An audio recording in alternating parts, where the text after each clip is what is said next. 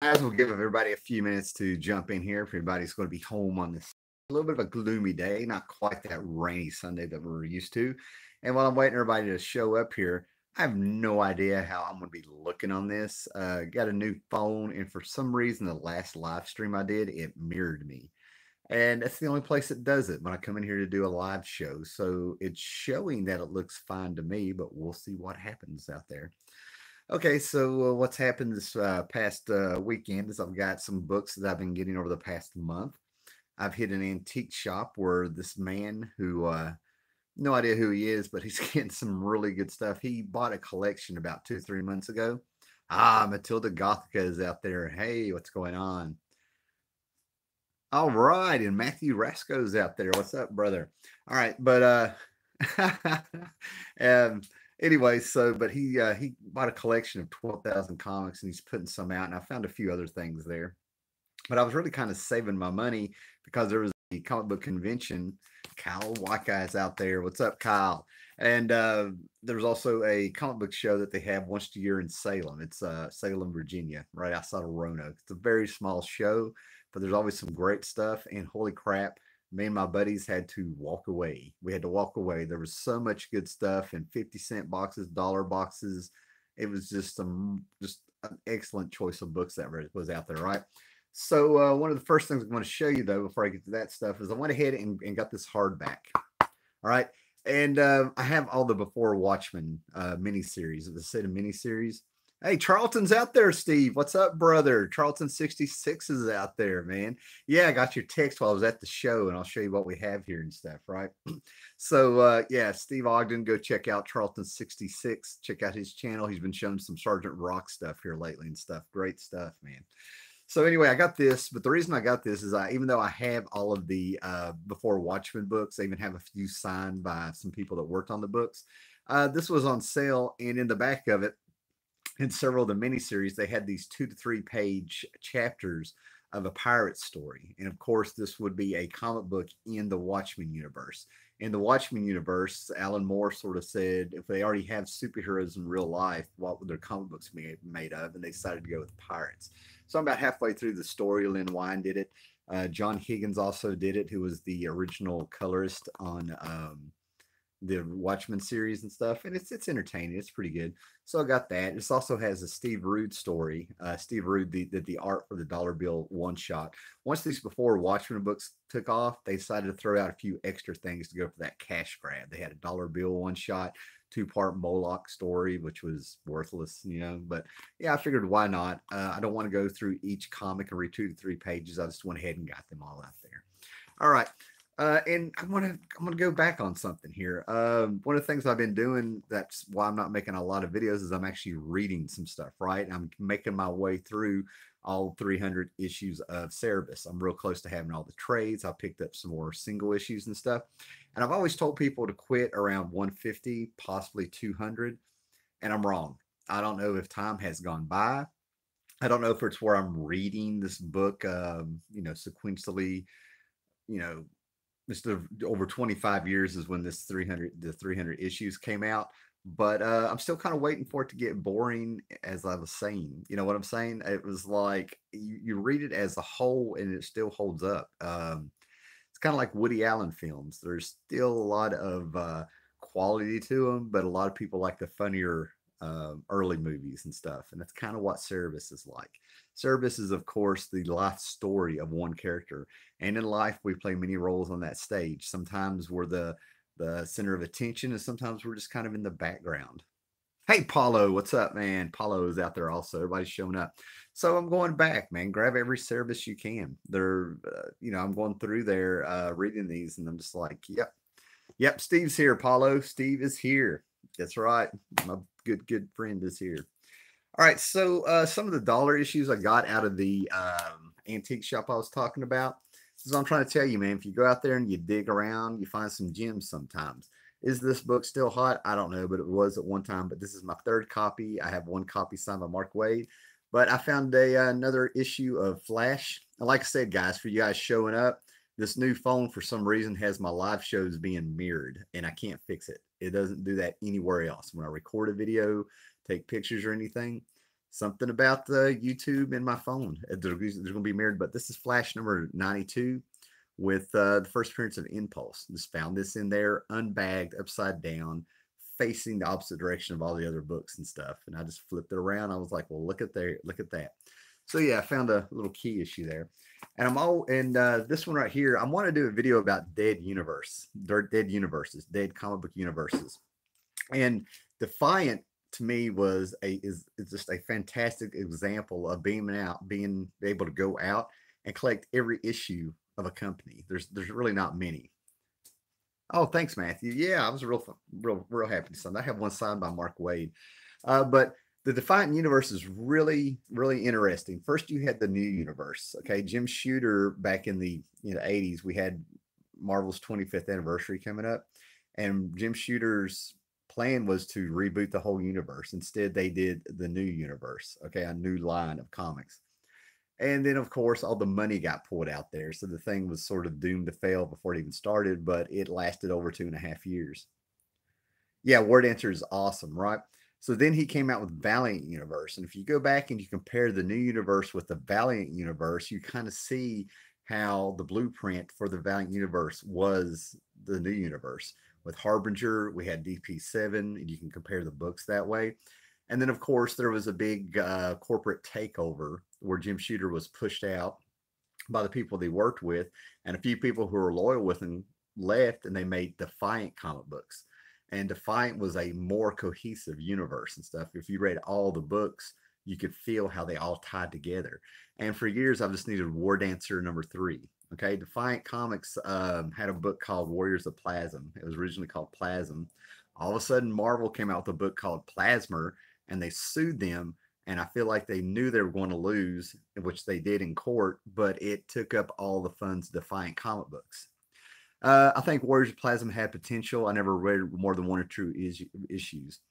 Yeah, it was getting better. They were building. In that first year, they were building the universe. It was a lot of exposition. They had people like Steve Ditko.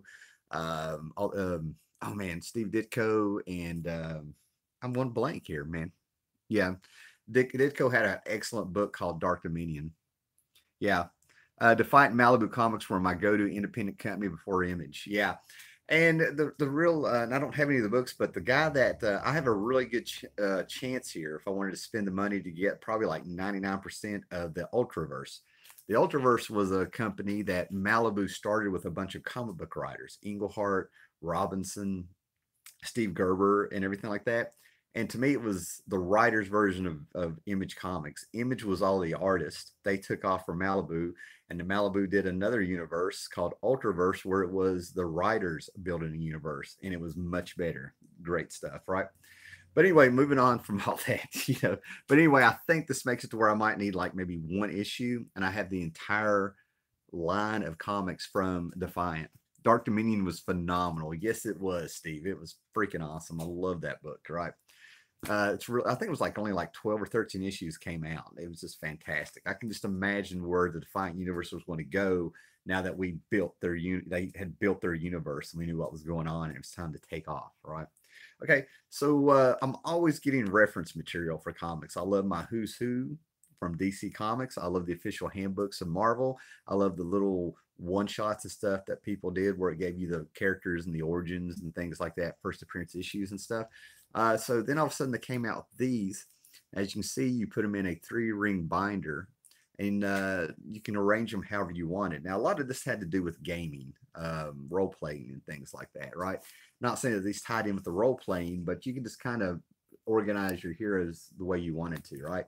And these are really fantastic. They're fun, they're cheap. There's not a whole lot of these made, but they're the official handbook of the Marvel Universe, and I think these came out in the early 90s. So they're not really so much in alphabetical order except for the characters that are in there. I still believe Sludge could beat Man-Thing. I'm about to find out. There's probably about the first 7 or 8 issues of Sludge out there, and I'll buy anything Steve Gerber. So they're not going anywhere. There's tons of books out there, so I'll end up going out there and getting them probably in another 2 paydays or something. I've got a lot going on here. It's great stuff like that. Yeah, just fantastic stuff. These are really fun. Okay.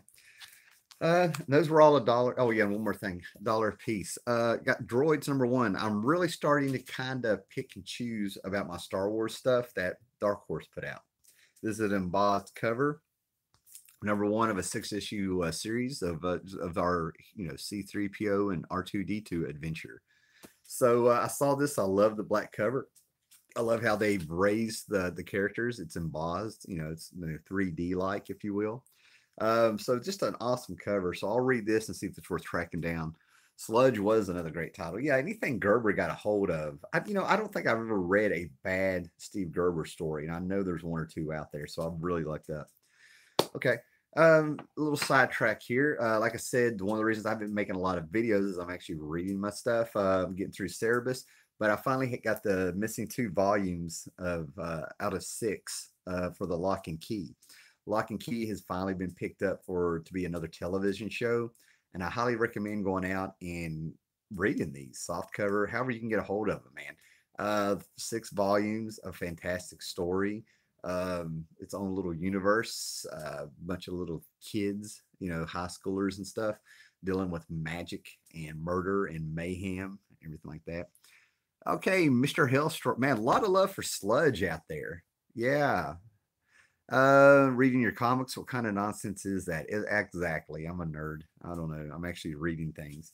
But go out and read Lock and Key, guys. I mean, I highly recommend it. I mean, I really love this book. I put it up there with Bone, and Sandman series and a few things.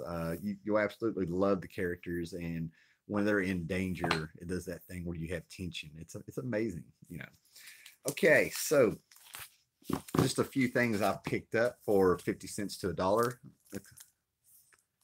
Wonder if I can get it here. I don't know. eBay is an amazing thing. All right, getting closer to finishing up my Epic Illustrated run. Wow. Mr. Hellstrom 74 says I got 3 short boxes of Malibu comics. I loved Malibu. The Strangers. That was the book that I loved. I think Englehart did that, and then there was Nightman. So some good stuff. A lot of love for Ultraverse. I'm glad it's out there. Okay, so what I got here, I haven't gone through these stuff, but this is from February of 1982, Epic Illustrated. I put Lock and Key on my list along with DC's Doc Savage. Nice, Mr. Rasco. Okay, so what we have here is I'm coming real close to getting this. This was like, to me, this was of course it's Epic Illustrated, came out started around 1980. I can't remember if it was bi-monthly or quarterly, whatever. But some really great stuff, man. It's very much like heavy metal done by comic book guys in America, more or less. I mean, it's put out through Marvel and stuff, right? Had Barry Windsor Smith, Steranko covers. John Byrne came in there, did the Last Galactus story. Then it had fantasy, sci-fi, all sorts of things in there. And I mean, I absolutely loved this when I was a kid. It's actually where I found Cerebus. Dave Sim came in there, and there were a few stories of Cerebus when he was a kid. Just really fantastic. If you're into heavy metal, you'll probably like this. And to me, for what heavy metal did in the 80s, I think it's a higher quality. Here's a Steranko cover, Jim Steranko. So I got these. This one is from August of 1983. So I'm coming real close to having the full set of this. The Epic Illustrated books that I had as a kid dissolved over the years. Just dissolved, right? I'm creating a fan source book on Starman. Matthew Rasco is I'm creating a fan source book on Starman. I want in on that. I'm calling it here. Get a hold of me. Oh, thanks there, Steve. Yeah, the epic stuff. Steve was gracious enough when I went to see him last year. He let me have Epic Illustrated. I think it's number 25 or 26, which is the first chapter of Galactus, the Glass Galactus story. The Marvel DC translator from Brazil came up to Portugal last month for a monthly comics fans dinner. He said he'd been an Ashcan preview. And I'll have to read those later. All right. So let's move on here a little bit. Now, a series that I liked, but I didn't really jump on board when it was coming out, was Why the Last Man. And if you watch my videos, these were 50 cents a piece, and then I found some other ones for $1 a piece. I'm slowly getting a Why the Last Man collection going. I'll run on this. I'm hearing this is either a TV. I think it's been turned into a television show as well. Yeah, thanks, man. Yeah, I definitely want that source book. Okay, so I've ended up finding more and more Why the Last Man, which, like I said, I think it's been turned into a TV show. If that's right, I don't know. I've heard movie, TV show. Yeah, TV show. Yeah. So yeah, so I found some of these. These probably aren't in order, but I mean, it's just amazing me how it's like the number one is the one everybody wants, but the series is starting to pop up everywhere. It's number 58. Number what is this? 13. And Why the Last Man? It is an excellent read. I just don't want to hype it up. Yeah, I've never read Why. The concept of Why the Last Man is that anybody that had a Y chromosome, males of any species, if you will, died. All of a sudden, they just died one day, like a big virus hit them or something like that. And for some reason, our main character, Yorick, who is an escape artist, a professional escape artist, ends up surviving with his monkey. They're the only two males in the world. And women take over the world, and you kind of see what I don't want to say post-apocalyptic, but that's what it would be. Civilization has changed due to a great cataclysm. And yeah, number 52. So I mean, some parts of this series is it's just brutal, just brutal. I was bragging on Lock and Key. I'm picking up little issues here and there. I have them all in hardback. They were a set of 6 issue. Let's see, was it 6 sets of 6 issue miniseries? I think.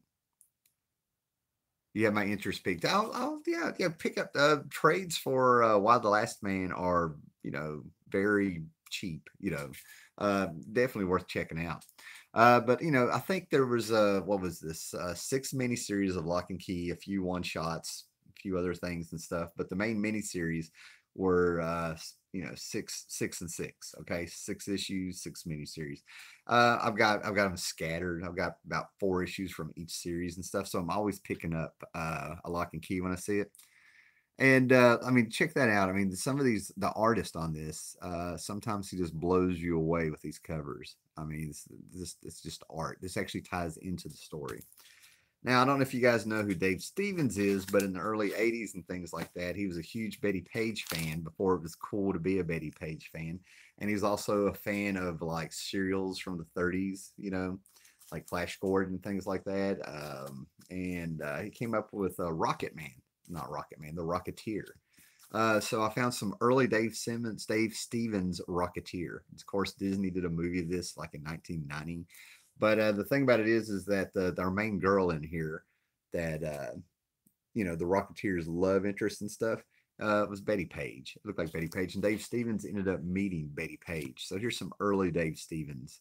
The guy was quite the artist throughout the 80s. Real, just treat yourself with some fun with the Rocketeer. And the 80s where things were getting grim and gritty and stuff like that. You can almost hear that matinee music, in the background with a piano while you were doing this. And a lot of crazy chicks. Yeah. Dave Stevens can do no wrong. That's right. Now, the thing about collecting is every now and then, for some reason, I don't know if it's to kill the monotony. The problem with collecting the Rocketeer in singles, it's scattered all over the place. Yeah, absolutely. Yeah. Yeah, really, really. I know that's why I pick them up when I can find them. Yeah, they're just all over the place. It was an indie book. Okay, but the thing with collecting is every now and then your interest will get piqued. You'll see like an ad in a comic book, like when you're a teen or something like that, and then years later as an adult, you'll be like, maybe I want to go back and check that out. I didn't really grab that and things like that, right? So this could actually blow up in my face, but for some reason, I picked up an Alpha Flight issue here, and I thought I had more, but there was so much stuff that I really had to pick and choose, even though it was cheap. But for some reason, I'm wanting to back up an Alpha Flight and get this Jim Lee creation. I'm kind of wanting every appearance of the Dream Queen. I don't know a thing about her except that she had a full-page ad of her face with an evil grin with the tip of her tongue kind of sticking out, looking mischievous and stuff. And now I want to back up and get every appearance of the Dream Queen and see what she was about. This could suck. This could just be nothing. But for some reason, it's been on my mind, so I'm going to do it. If anybody knows anything about the Dream Queen, let me know. Where are we at here? Yeah, a few more things. The comic could be thinner. Okay. So right here, Doc Savage. Yeah, my buddies out there, and a few of us, and everybody. There's quite a few of us that are big Doc Savage fans. And for a blink of an eye, more or less, Marvel had the licensing rights to Doc Savage back in the day. So whenever I see this book, I grab it, and I'm looking up because every time I get this Marvel 2-in-1, it ends up being in better and better condition. So yeah, the Marvel Doc Savage has been all over the place. DC has had him. I'm sure some other companies have had him. If you read Planetary, there's a character that is based on Doc Savage in there. So but just a really cool old pulp hero popping up. So it's always good to grab that one. And now this one, I grabbed this because this is one of the first comics I remember reading as a kid, maybe, but I have to see what year this is. Doc Savage started going up with The Rock, making a new movie. Yeah, starring The Rock as a new movie. That would be cool. Doc, yes, that's right. You got it. I have some of his stories from Dynamite, and the comic is mirrored. Yeah, I explained there's something going on with YouTube and my phone. They don't get along. This phone, when I record things, when I take pictures, there's not even a mirrored setting. It shouldn't be looking mirrored. But when I hook it up to YouTube to do a live show, it mirrors.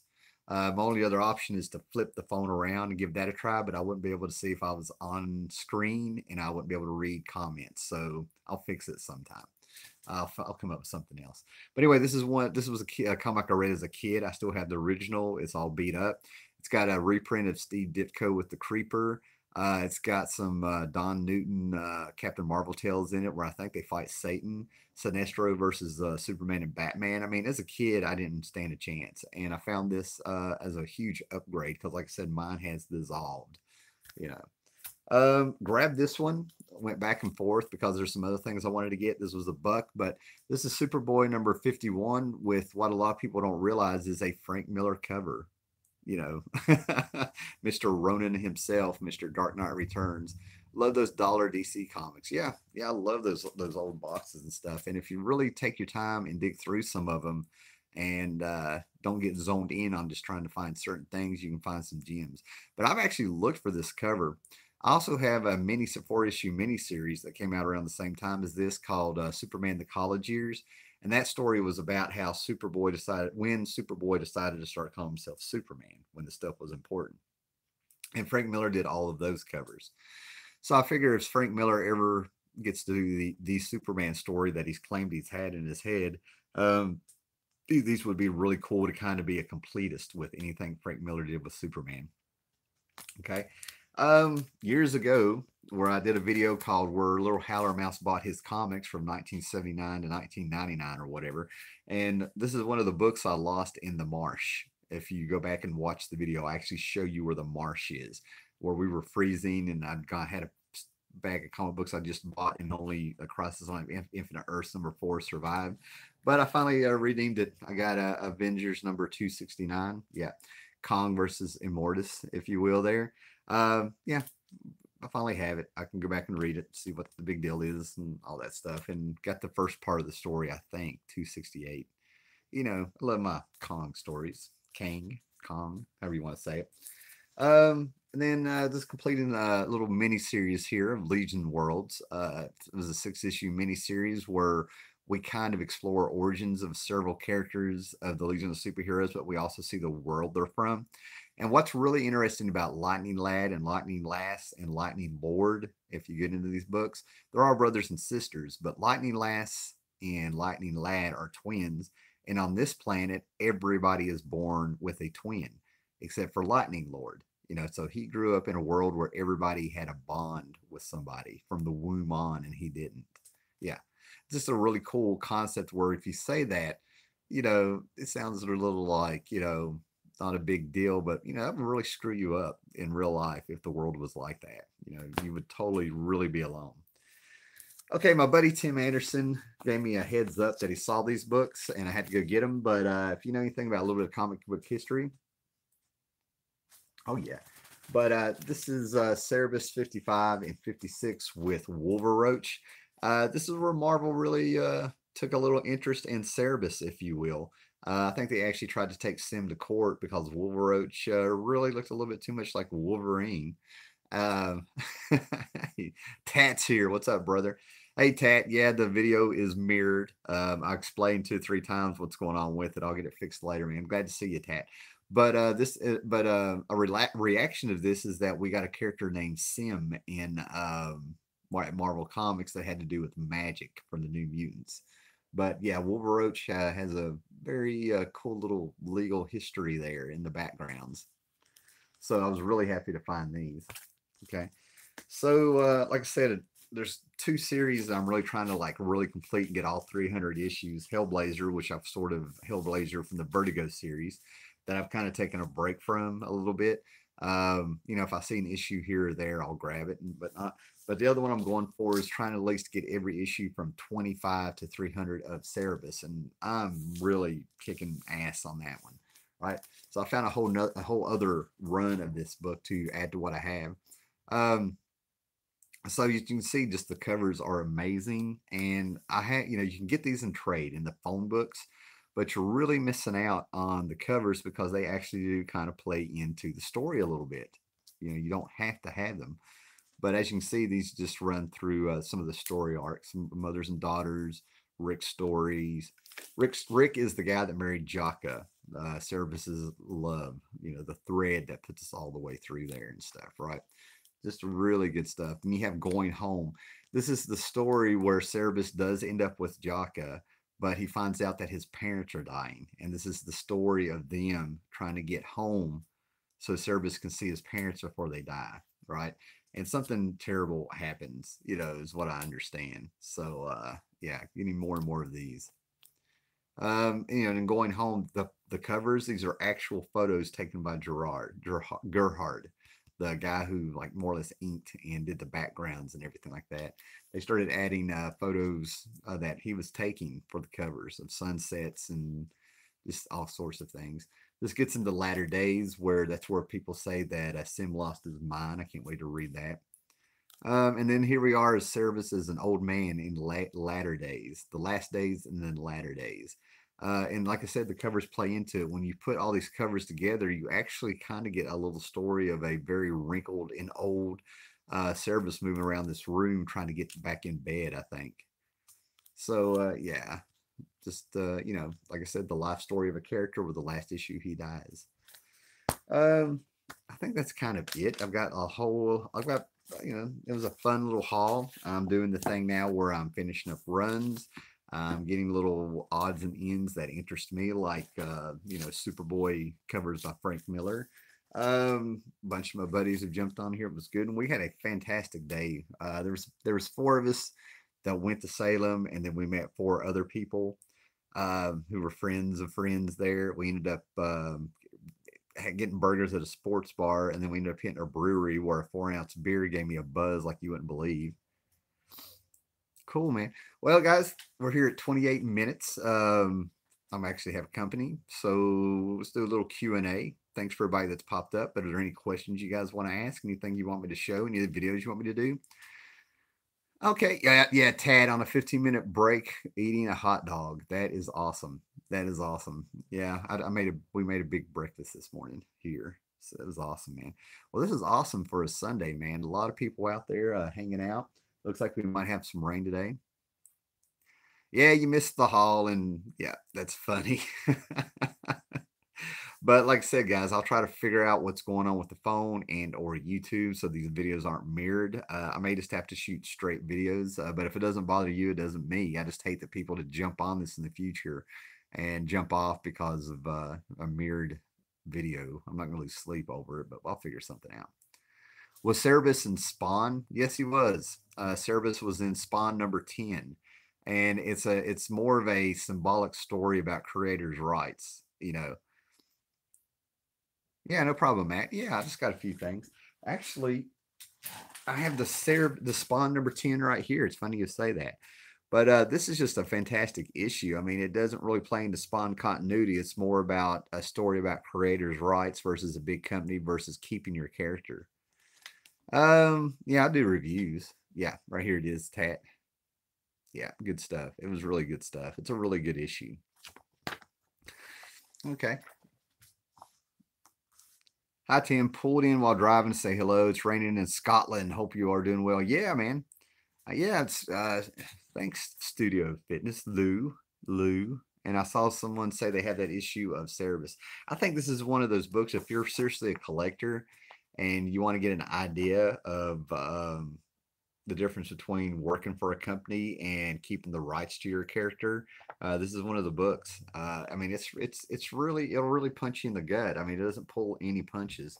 I mean, we have a 2-page spread of Spawn in hell. He's in a circle of hell, and you see all these characters. Their arms. If you know comic books, you'll know who they are. They're being trapped, yelling for Spawn to let them out. And then you have all these creators with their hands tied and their heads bagged to be anonymous, and they're held prisoner in hell. Yeah, that's what it's like. And Cerebus ends up telling Spawn, "You're lucky your creator didn't get rid of you." You get a chance to read all 4 issues of Doctor Star. I have the first one, and I've been looking for issues 2 through 4. I'm gonna go ahead and get them. Jeff Lemire pulls some stuff on Twitter to where I try not to let what they do in real life affect their work, how I look at their work and stuff. So I've just kind of stayed off Twitter. But no, the first issue of Doctor Star hooked me. It was fantastic. It was fantastic. So I can't wait to read that one, and I may end up doing a review of it because this is the channel where Starman is king. You know, yeah. Thanks, guys. All right, guys. I think I am out of here. Thanks for everybody popping in. Thanks for your patience. I'll see what I can do if I get this live stream in some kind of shape to where we don't have that mirrored image. And you guys have a good one, man. Bye, guys.